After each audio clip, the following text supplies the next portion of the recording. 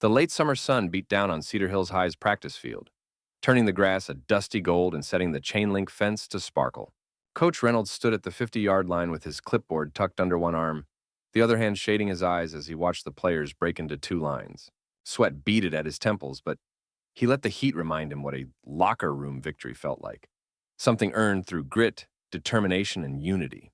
He cleared his throat and clapped his hands once, loud enough to cut through the hum of sneakers on turf. "All right, men," he barked, voice carrying across the field. "Today, we separate those who talk from those who grind." His gaze swept the team. At 17, Marcus Flash Thompson was already a legend around these parts. Lean frame like a sprinter's, calves corded with muscle, and eyes glittering with the thrill of the game. He just ripped through the shuttle drills in an astonishing 4.3 seconds. But over the last few weeks, whispers had drifted back to Reynolds. Murmurs of unchecked arrogance and late-arriving lockers, of Flash blowing off conditioning drills. Today's scrimmage squads would reflect more than speed. They'd reflect commitment. Reynolds tapped the clipboard and called out, "Blue line, black line, let's go!" The boys charged forward. Flash exploded off the line, gap to gap in 3 powerful strides, catching a simulated slant route with textbook precision. The coaches scribbled notes on plays and footwork, impressed despite themselves. Yet as Flash tucked the ball and turned upfield, he threw a cocky glance at the sidelines, no hand warmer coming to assist. Reynolds frowned. Commitment wasn't about flair. It was about responsibility to the team. An hour later, the team gathered in semicircle around Reynolds. His chest heaved with controlled breath, and his eyes burned behind wire-rimmed glasses. He flipped the clipboard open. "Here's the roster for the season," he said, voice low. "You all understand how many hours we've got until the first game. You all understand who's pulling weight and who's pulling headlines. I want leaders out there, not showboats." He ran a finger down the list. Names of seniors, juniors, their positions. Then he hesitated, drawing a breath. The last line under running backs read simply, Flash's name was crossed out, penciled in next to second string. Gasps rippled through the group. Flash's jaw clenched. His usual grin wiped away as he stumbled back.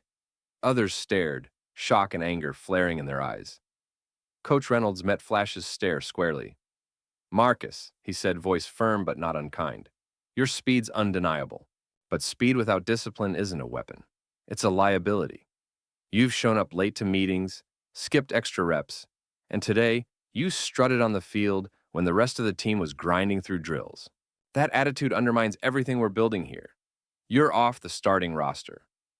Silence pressed in, broken only by the distant caw of a crow. Flash's face went from red to pale. He looked around at teammates whose eyes flickered between disbelief and sympathy. Without a word, he dropped his helmet onto the turf and stalked off toward the locker room, shoulders hunched. Coaches exchanged uneasy glances. Players shifted, murmuring among themselves.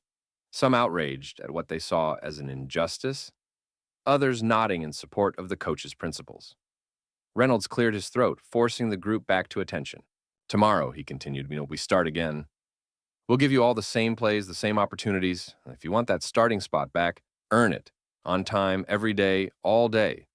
Ask questions, fill water bottles, learn blocking schemes. Show me you belong." He snapped the clipboard shut. "Dismissed." As the team dispersed, jostling down the sidelines, Flash paused at the edge of the field.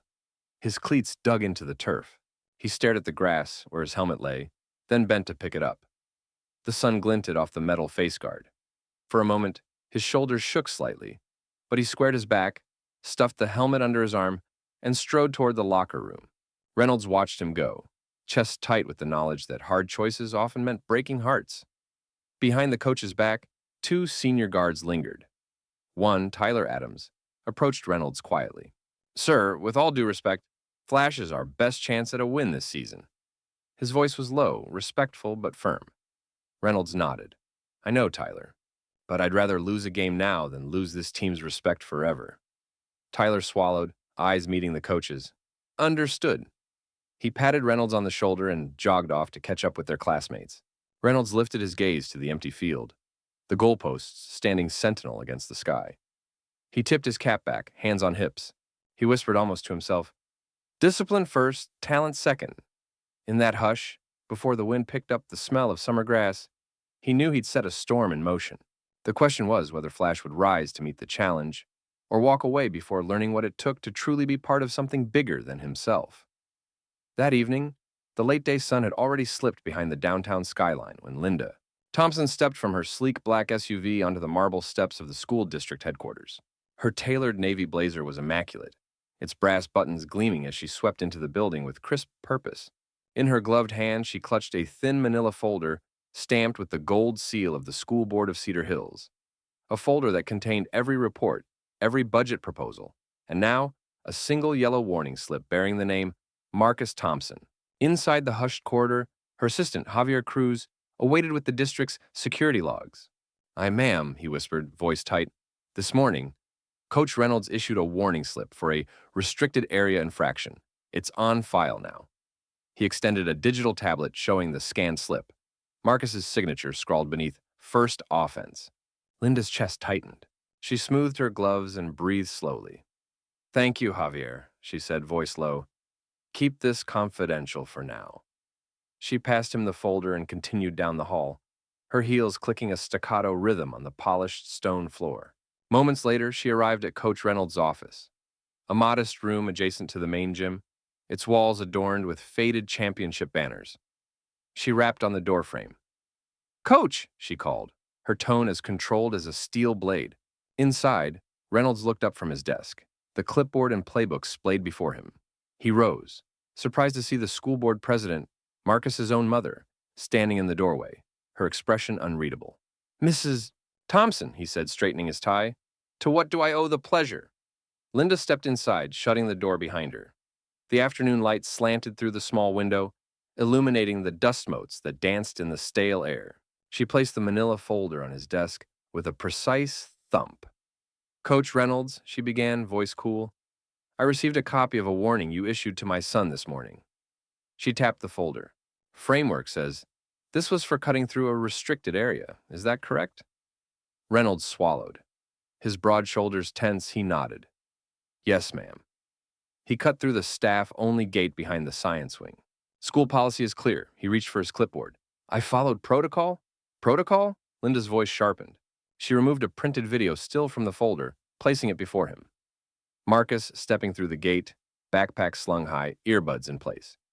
You disciplined my son without as much as a phone call to inform me. You don't know what you've done. Marcus is our starting running back, our team's star. Do you know what this means to him? To the program? To our community? Reynolds drew a firm breath, meeting her gaze. With respect, Mrs. Thompson, no one is above the rules. If my son is below the rules, Linda interrupted, then perhaps the rules need reconsideration. She reached into her purse and withdrew Marcus's varsity jacket, the bold number 7 stitched across the back. He's worked since freshman year to earn that place. You never asked why he braved that back gate. He was late to chemistry and he knew the shortcut. Her tone softened only slightly. I would have appreciated a call, a warning, or at minimum, a conversation. Reynolds glanced at the varsity jacket, then back at Linda's unflinching stare. I apologize for the lack of communication, he said, voice measured. I should have followed up, but the rule exists for safety. Safety, Linda repeated, stepping closer so that only a desk separated them. My son's safety is my responsibility. Next time you see him, any student, questioning a rule that delays their education, you'll come to me first. Do you understand? Reynolds nodded, the tension easing from his shoulders. Yes, ma'am, I understand. Linda leaned back, her expression softening to something almost maternal. Good. Because I expect you to treat Marcus like any other player, fairly, without favoritism, but with the courtesy that any young man deserves. Now I suggest you tear up that warning slip and let's move forward. She turned on her heel and swept from the room, leaving Reynolds to stare at the empty varsity jacket and the yellowed warning slip crumpling in his hand. Outside in the corridor, her assistant stood waiting. Linda slipped the jacket into her folder and nodded once to Javier. Make sure the record is expunged, she said softly, and schedule a meeting with Coach Reynolds to outline new communication protocols. As Helena Grant's heels clicked away down the hallway, Coach Reynolds exhaled, relief, respect, and a renewed awareness settling in his chest. He tucked the warning slip into the shredder and pressed the lever, the whir and snip echoing like the closing of a chapter. He reached for the varsity jacket, fingers brushing the embroidered 7, and understood that leadership sometimes meant holding the line, yet also knowing when to pause, listen, and put people before policies. By the time the sun climbed high enough to slice through the classroom windows, Cedar Hills High buzzed with attention sharper than any pregame nerves. In the hallways between periods, students clustered in huddles, their voices a low roar of speculation and outrage. Smartphones glowed with text threads bearing headlines like Coach Bench's Flash and Board President's Sun Cut, each message a spark feeding the firestorm. Coach Reynolds sensed the ripple before he entered the school. As he strode through the front doors, he was met by the familiar thrum of lockers slamming and the sneakers squeaking. But now even the custodians paused to shoot him worried glances. He nodded curtly, hands full of practice schedules, and headed for the coach's office, gripping the door handle as though bracing against a gale. Inside, Principal Delgado sat behind his desk, papers neatly stacked but eyes weary. A half-empty mug of coffee steamed at his elbow. Without greeting, Delgado pushed a folder toward Reynolds. "Read this," he said, voice low. Reynolds opened it to find printed emails from parents demanding Flash's reinstatement, a petition circulating online, and a snippet from the local newspaper's website. An editorial questioning the wisdom of sidelining the team's most dynamic player. On the eve of the season opener, Reynolds' throat tightened. "I stand by my decision," he began, but Delgado held up a hand. "I respect your conviction, Brent," the principal said, using the coach's first name for gravity. "But I've got the board on my back. And you know whose back that is. The PTA is organizing a meeting tomorrow night, and Mrs. Thompson herself will be there. The superintendent is asking if we should reconsider." Coach Reynolds closed the folder, heart pounding. "So you want me to override my own principles because politics demands it?" Delgado's expression was sympathetic but firm. "I want you to win your games, Brent. And right now, public opinion is against you. Figure out a way to bring Flash back, on your terms or theirs." As Reynolds left the office, he felt the weight of every eye in the hallway. Teachers opened doors to peer out. English Mrs. Walsh with a sympathetic nod. History Mr. Carson with a furrowed brow. In the cafeteria, the food service manager slipped him an apple fritter on the house, muttering, "Hang in there." During his next class visit to take attendance, Reynolds passed Marcus's empty desk and saw the first real sign of the cut's cost. Notes tortured in tiny scrawl were piled beside the open textbook. "You're killing us, Coach. Flash always saved the day. We need you." Reynolds' stomach twisted, but he moved on, reminding himself that discipline had its consequences. After school, campus security guard Murphy intercepted him near the gym. "Coach," Murphy said quietly, "you got some folks out there asking if you'll change your mind, saying the team's offense is sputtering without Flash. They're lining up at the fence, waiting for you."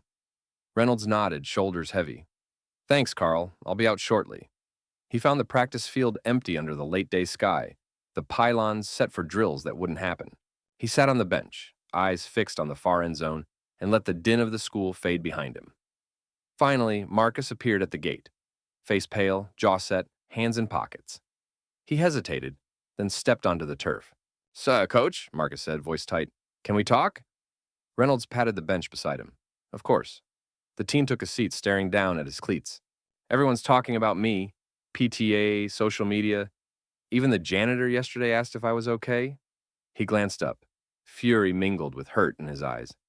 "I get why you did it, but it still hurts. I've worked so damn hard." Reynolds nodded. "I know. I've watched you every day since freshman year. You deserve that spot." Marcus's voice cracked. "Then why—" He stopped himself, fists clenched. "Look, I'm not here to beg. I'm here to learn what it takes to get it back." Coach Reynolds drew a breath. "That's the right attitude." He stood and offered a hand. "Tomorrow, come early. We'll run extra conditioning. You help with drills. You show up for film study. You carry the water jugs. Earn every second on that field." Marcus shook his hand, relief and determination flickering across his face. "I will," he vowed. As the sun dipped below the bleachers, the two stood in silence for a moment. Mentor and protege united by a shared goal. Behind them, the crowd at the fence began to thin, the day's drama settling into a cautious hope.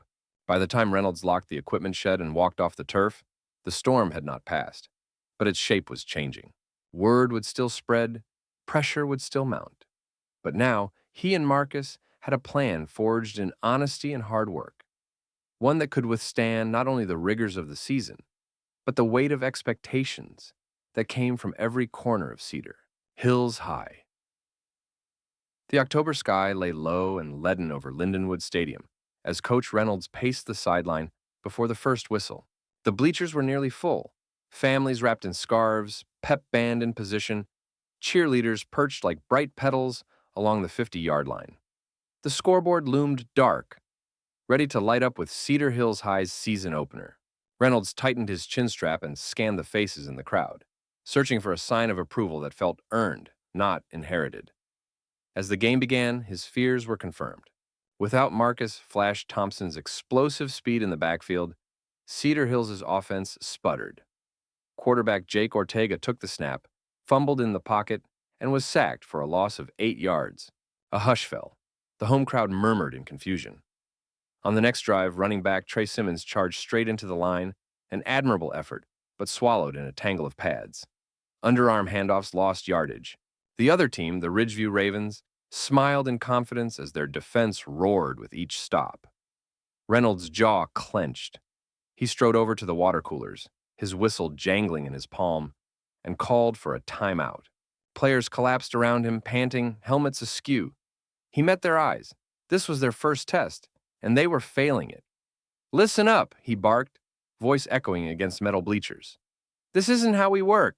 We prepare, we execute, and we finish. Not because they handed you a roster spot, but because you earned every single play." He scanned the huddle, and the absence of Flash loomed large. The junior varsity running back across from him whispered, "Coach, give Flash a chance." Reynolds cut him off. "We've made our bed. Now let's prove we can win it." The whistle blew. They trudged back onto the field. The Ravens seized momentum, kicking a field goal that extended their lead. Cedar Hill's next drive ended in an interception, the first time Ortega had thrown to empty grass. The team retreated to the locker room for halftime, heads bowed under the harsh glare of the stadium lights. Inside the stale air of the locker room, the walls soaked with sweat and defeat, players sat in stunned silence. Water jugs clattered, and the scent of spilled Gatorade hung heavy. Reynolds leaned against the back wall, arms crossed. The restlessness in the room threatened mutiny.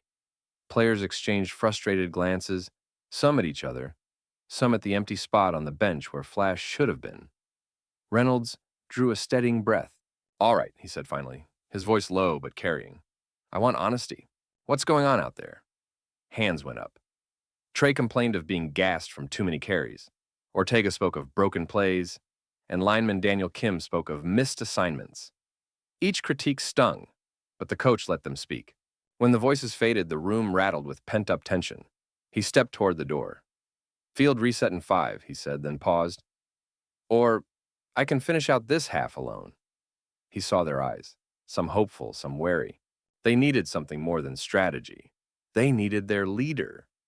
Reynolds sealed his resolve, stepped through the door, and walked out onto the empty field.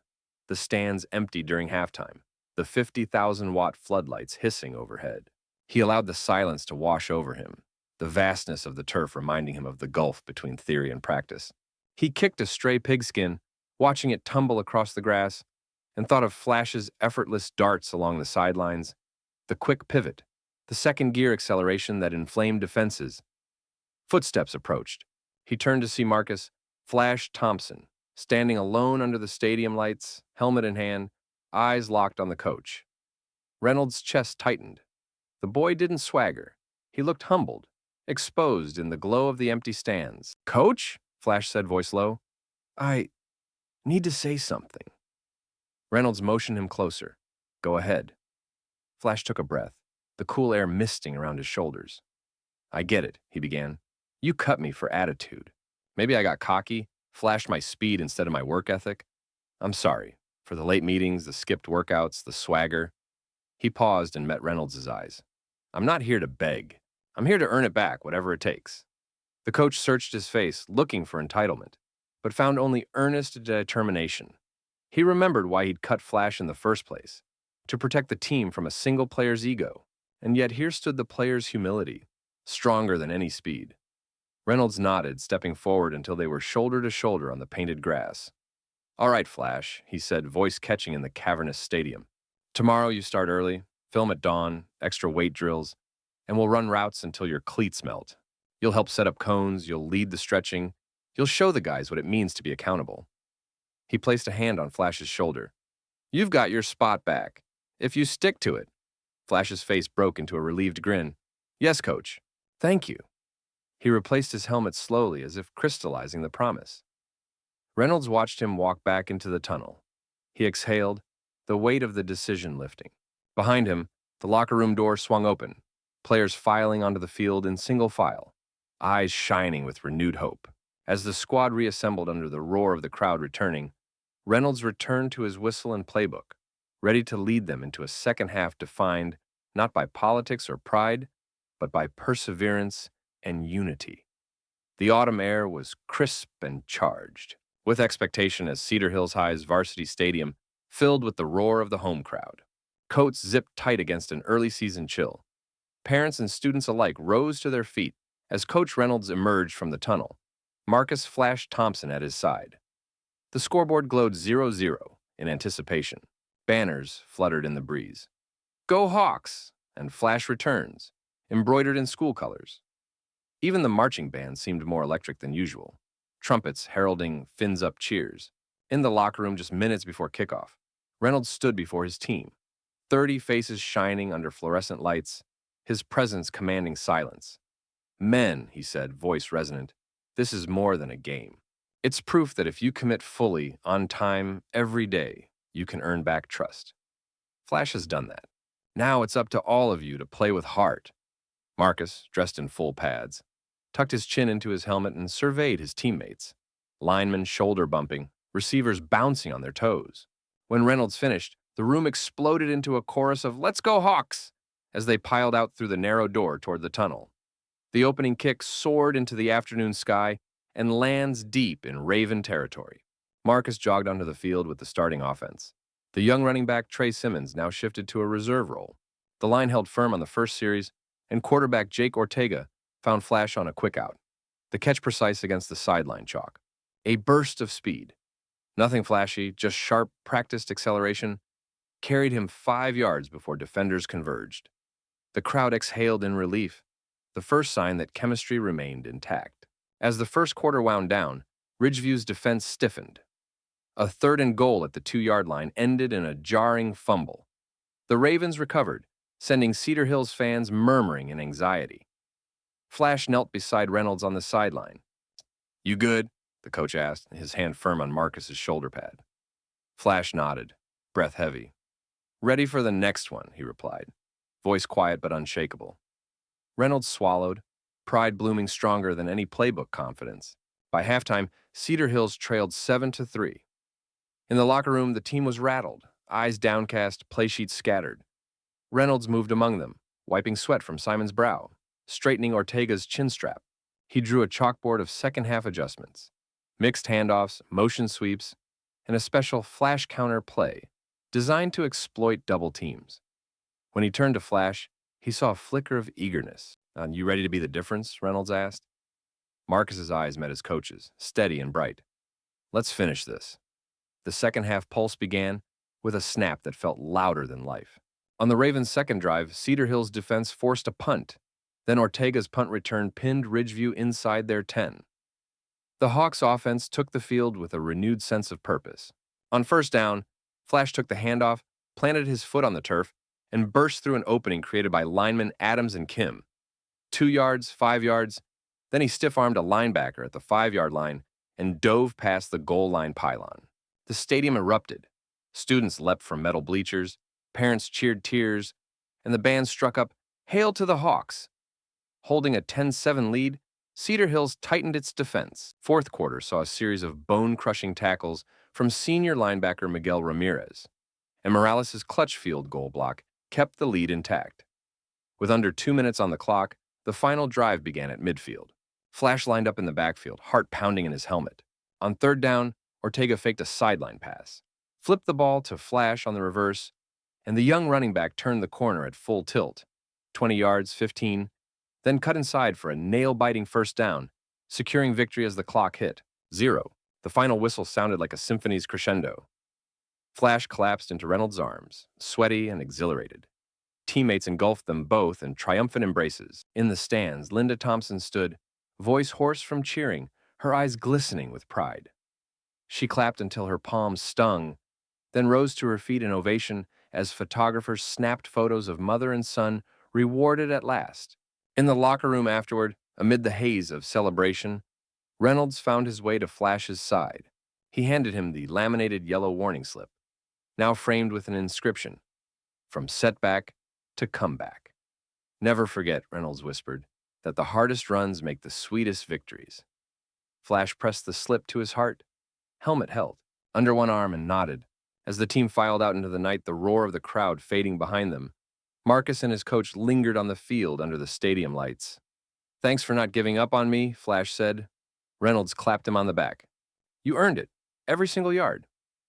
And beneath the silver glow of the moon above Cedar Hills High, the two figures stood as equals, player and coach, bound by respect, redemption, and the knowledge that true greatness is measured not by natural talent, but by the courage to reclaim and surpass one's own best self.